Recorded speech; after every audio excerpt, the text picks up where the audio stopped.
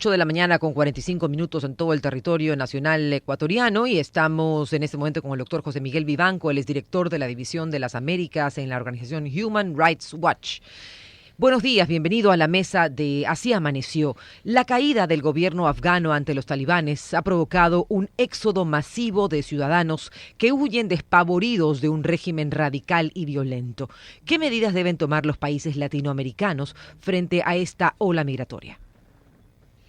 Mira, estamos ante una situación de extraordinaria gravedad porque sabemos perfectamente cómo actúan los talibanes. Tienen un récord implacable de persecución, de violaciones atroces a los derechos básicos, especialmente para mujeres y para niñas. Operan sobre la base de una discriminación eh, abierta, flagrante, y las penas que imponen van desde cortar una mano a alguien que lo sorprenden cometiendo un delito, lapidando a una persona o ejecutándola.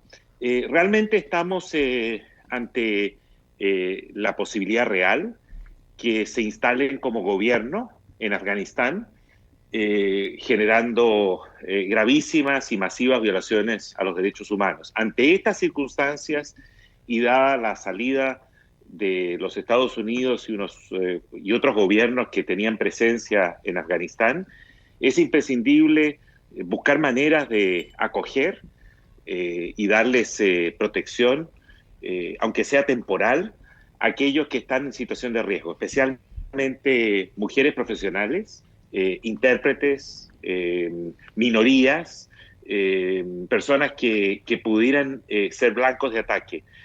Hay un conjunto de organizaciones humanitarias que están operando con muchas dificultades en Kabul y que están tratando de identificar a estos grupos. Ya algunos han salido, pero quedan todavía muchos más en la lista de espera y creo que es muy positivo que algunos gobiernos de América Latina hayan expresado preocupación y no solo eso, sino buena disposición para recibir algunas familias en su territorio, ya sea definitivamente o temporalmente. Desde Washington estamos conversando esta mañana con José Miguel Vivanco en exclusiva para Así Amaneció. Los talibanes han hecho una advertencia importante. No habrá violencia contra la mujer, no habrá prejuicios contra la mujer dentro de los límites de la ley islámica. También dicen que quieren una prensa libre e independiente, siempre y cuando ésta defienda los valores islámicos. ¿Fue un error del presidente Joe Biden apresurar la salida de las tropas norteamericanas de Afganistán? Mira, a ver, dos comentarios. El primero, esa advertencia que han hecho de garantías hacia las mujeres, hacia los periodistas, hacia todos aquellos que piensen diferente, pero siempre y cuando se ajusten a la ley islámica, no vale nada, no vale absolutamente nada. Al contrario, es una advertencia que hay que tomarla muy en serio, porque lo que están tratando de decir, en otras palabras, más directa, y lo dicen, digamos, de una manera indirecta, es si no se ajustan a la ley islámica, van a ver las consecuencias. Esta gente no cambia. Estamos hablando de personas fanáticas que ejercen la religión como una cuestión de política de Estado, de política pública. Ahora, el error, creo, fundamentalmente ha sido la manera como, o la falta de planificación por parte del gobierno de Estados Unidos en la salida intempestiva del país. Creo que se habría podido ahorrar todo este caos, esta incertidumbre y esta enorme vulnerabilidad de muchos en Afganistán si la salida hubiese sido mejor planificada. Cambiemos de tema radicalmente y vámonos a Nicaragua. El país centroamericano vive momentos similares a los que vivió en la dictadura de Somoza. Hay aproximadamente 134 opositores detenidos desde el año 2018. ¿Qué acciones deben tomar los gobiernos demócratas de cara a las próximas elecciones el 7 de noviembre? Mira, esas elecciones no valen nada. ya no han perdido total credibilidad. Yo creo que quienes nos escuchan en este instante, algunos de ellos no están informados, pero imagínense ustedes un escenario donde el presidente temporal, el presidente de turno, decide secuestrar, porque eso es lo que han hecho, secuestrar, detener, secuestrar, sin derecho a pataleo, sin derecho a defenderse, a los 7 potenciales candidatos presidenciales que pueden ser sus rivales y que lo pueden derrotar en las elecciones presidenciales del 7 de noviembre. Eso es lo que ha ocurrido en Nicaragua.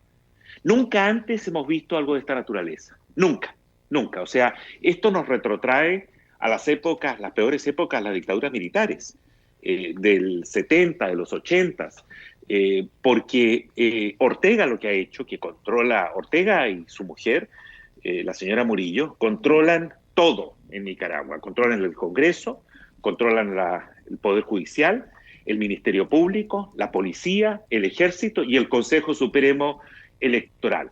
Y sobre la base de ese control han decidido aferrarse al poder a cualquier precio y con ello ni siquiera guardar las formas. O sea, este es un asalto flagrante por parte de quien ejerce el poder actualmente a cualquier vestigio de competencia democrática. Las elecciones se realizan, están programadas para el 7 de noviembre. Ortega está buscando un cuarto periodo consecutivo de 5 años y ya lo logró. Si va a correr sin competencia, esto es absolutamente ridículo. ¿Qué debe hacer la comunidad internacional? Obviamente condenarlo y ojalá en el ámbito de la OEA, que ha perdido mucha credibilidad. Sin embargo, en el ámbito de la OEA, debería Ortega y Nicaragua ser suspendidos de su participación en la OEA por violar flagrantemente los principios básicos de una democracia representativa. José Miguel Vivanco, él es director para Latinoamérica de la organización Human Rights Watch. Está esta mañana desde Washington con nosotros aquí en la mesa de Así Amaneció.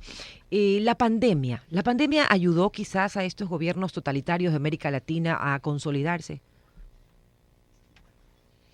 En algunos casos sí, en algunos casos la pandemia les ha dado una excusa para concentrar poder, para actuar con menor transparencia, para la corrupción, para arremeter contra opositores.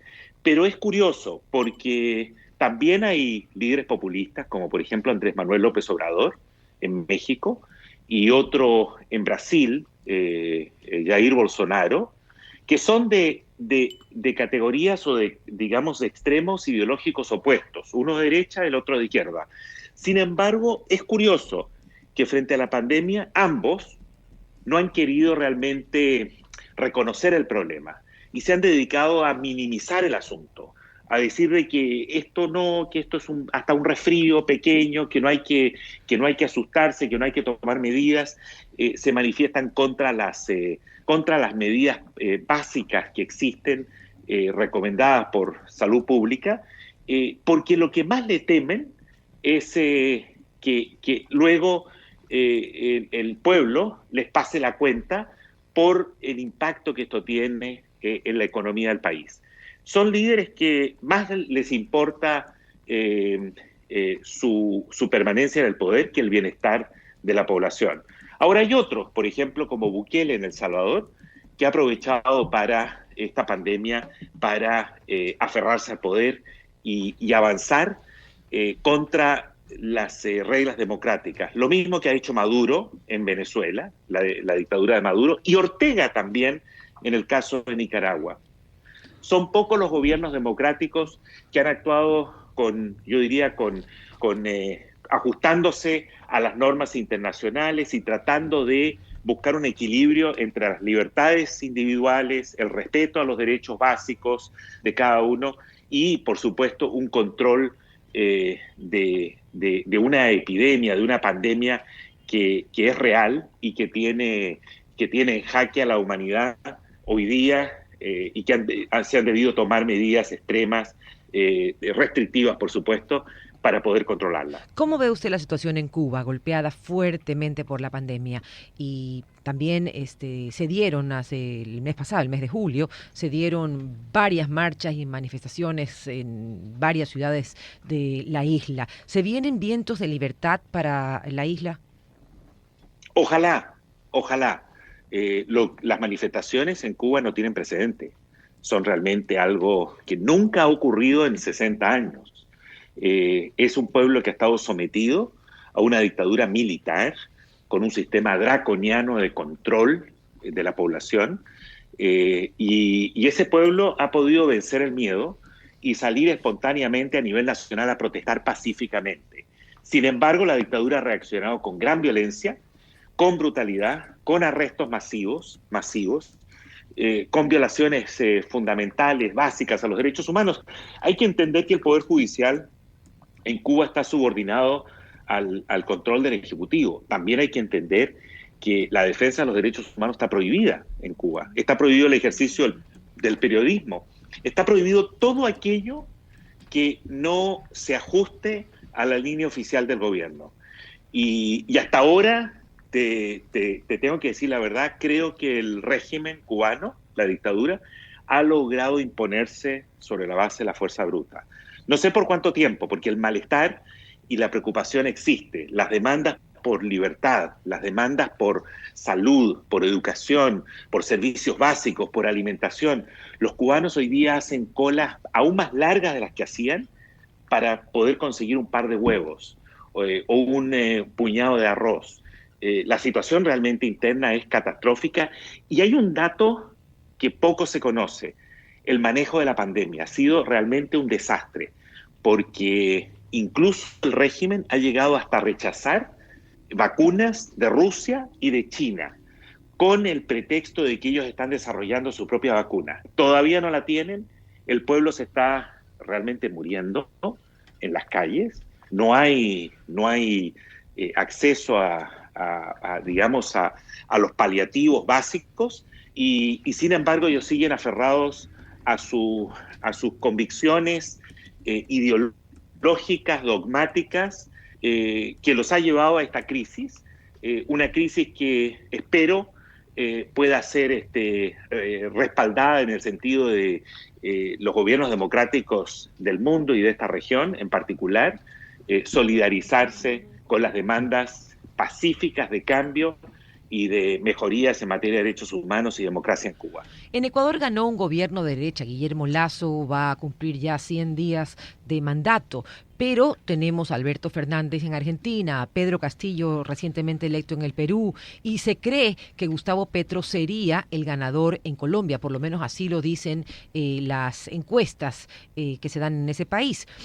¿Cómo ve usted el avance del socialismo del siglo XXI en la región, en América Latina?